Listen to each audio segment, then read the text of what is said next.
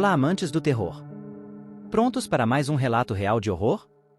Hoje vamos contar a história do padre Humberto Mendes, um padre que dedicou a sua vida a proteger os fiéis e infiéis de sua igreja, porém não imaginava que o demônio era rancoroso. Porta dos Pesadelos apresenta o padre, a ponte, a perturbada e o demônio. Era uma tarde comum e quente em Vitória, Espírito Santo.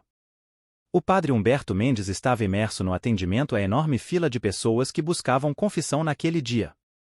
De repente, ele observou uma mulher que andava nervosamente de um lado para o outro na igreja, o que o fez pensar que ela não buscava participar do ritual. A insistência da mulher começou a perturbar os nervos do padre, então, na primeira oportunidade, ele fez uma pausa e se levantou, aproveitando para descansar da desconfortável cadeira. Imediatamente, a misteriosa mulher se aproximou dele e pediu que rezasse por sua filha, uma enfermeira. Além disso, pediu orações por uma das pacientes sob seus cuidados, que vinha da região de Guarapari. A mulher afirmou que a condição da paciente era complicada. Após passar por vários exames, os médicos diagnosticaram a paciente com diversos distúrbios mentais, como desdobramento de personalidade, esquizofrenia, psicose e paranoia, entre outros. No entanto, os tratamentos adequados não melhoraram sua condição, pelo contrário, ela estava se deteriorando. O padre ouviu atentamente, mas atribuiu o problema a questões médicas mencionadas. Mesmo assim, comprometeu-se a realizar as orações. Os dias se passaram, e o religioso recebeu uma ligação de um dos médicos do AUBE, Cuidados da Mente, um hospital que, na época, era um dos melhores para os cuidados psiquiátricos no estado do Espírito Santo. O médico falou sobre o mesmo caso da mulher da tarde anterior, afirmando que haviam feito o máximo para ajudar, mas a condição da paciente piorava cada vez mais. O pessoal estava com medo, pois na sala da paciente, uma sensação fria e lúgubre era perceptível, perturbando não apenas os médicos, mas também os recepcionistas e outros funcionários, dificultando suas tarefas. Recentemente, algo mais extraordinário aconteceu. A paciente, com confiança, previu que a doente na cama 702 no terceiro andar estava lá para um procedimento simples de controle de transtorno bipolar, mas antes disso, morreria. Contra todas as expectativas e incredulidade, a previsão se concretizou, causando profundo temor entre os funcionários.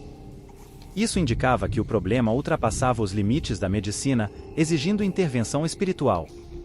O médico não solicitou diretamente, mas o padre concordou em visitar a paciente pessoalmente para avaliar sua condição. No dia seguinte, o religioso foi ao hospital.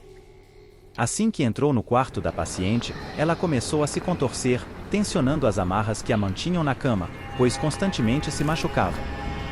Quando ela ficou mais calma, o padre realizou um experimento comum em casos de suposta possessão. Ele carregava 2 garrafas, uma com água comum e outra com água benta. Ao derramar água comum sobre a paciente, ela não reagiu, apenas desviou o olhar. No entanto, ao derramar algumas gotas de água benta, a mulher começou a se alterar e a lançar injúrias ao padre. Um exorcismo era inevitável. O padre iniciou os preparativos, incluindo alguns dias de jejum. Já era um exorcista designado, mas solicitou permissão ao bispo para realizar a cerimônia. Visitou várias casas de oração, pedindo orações pelo sucesso da empreitada. Armado com sua estola roxa, sua Bíblia e várias garrafas de água benta, o padre retornou ao hospital. Dizem que, assim que entrou no hospital, a mulher, sem saber, começou a falar com uma voz grave e distorcida. Binha Humberto, Raibinha Humberto. O religioso chegou ao quarto e começou a rezar mentalmente. No entanto, em um momento, cometeu um erro na pronúncia, e a mulher, em tom zombeteiro e com a mesma voz rouca, disse: Aprendei, de lobinho em casino me vazar ser nada. O exorcismo começou, e o padre precisou da ajuda do pessoal médico para conter a paciente, que se contorcia freneticamente com uma força incompatível com a de uma mulher, muito menos com alguém que já sofria de anemia na época. Dizem que o rosto da paciente se transformou, adquirindo características masculinas, parecendo pertencer a um ser demoníaco. Durante toda a noite, o exorcismo foi realizado, mas os detalhes não serão explorados desta vez, pois os envolvidos afirmam que foi algo espetacular. A mulher gradualmente caiu em um sono profundo do qual acordou com seu rosto voltando à normalidade e à amabilidade que a caracterizava. A sensação pesada que se dizia sentir no quarto desapareceu, e a paciente foi hidratada e alimentada. No entanto, ela foi mantida internada por mais alguns dias para se recuperar completamente da experiência. Muitos membros da equipe se aproximaram de sua fé, e até mesmo ateus e não crentes se converteram. Dizem que uma cruz foi instalada no quarto onde os eventos ocorreram como homenagem, permanecendo lá até hoje. O fato de a mulher ser mantida internada por mais tempo, mas já em condições normais, foi aproveitado pelo padre Humberto para visitá-la. Ele perguntou por que ela havia sido atacada daquela maneira e se havia alguma atividade que ela poderia ter realizado para provocar o ataque.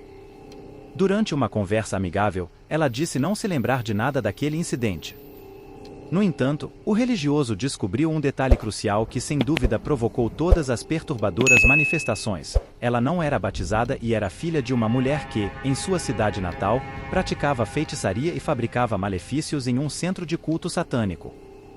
Padre Humberto, ciente que deveria fazer algo em relação aos atos dessa mulher, decidiu ir pessoalmente conversar com a mulher, para pedir que evitasse envolver a garota em seus rituais.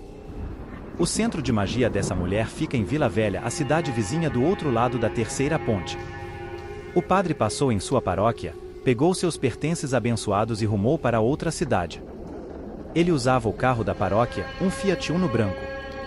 Ao passar pela praça de pedágio, o padre seguiu em frente na ponte, como estava acostumado a fazer semanalmente. Ao chegar ao meio do trajeto, viu na frente do carro uma figura fantasmagórica. Pensando que fosse alguém tentando se suicidar, o padre virou o volante bruscamente, perdeu o controle e caiu com o carro dentro do mar. Essa ponte tem câmeras por toda a extensão e a polícia, ao examinar as fitas, não encontrou nada de anormal. O carro seguia reto e não havia nada à sua frente. A cena que viram foi apenas o carro mudando de direção e caindo ao mar. Equipes de busca tentaram localizar o carro e o padre, mas sem sucesso. Um mês depois, a única coisa que encontraram foi a mala com os materiais de exorcismo do padre Humberto, com apenas o crucifixo intacto, porém com Jesus de ponta cabeça. A diocese resolveu incinerar a maleta e todos os pertences do padre, apenas por precaução. Já a garota do início da história, no mesmo dia da morte do padre, Humberto entrou em um estado catatônico e assim permanece até hoje. E este é o nosso relato de hoje. Se gostou, não se esqueça de deixar seu like. Se ainda não o fez, inscreva-se neste canal e, se possível, compartilhe seu conteúdo. Bons pesadelos e até o próximo conto.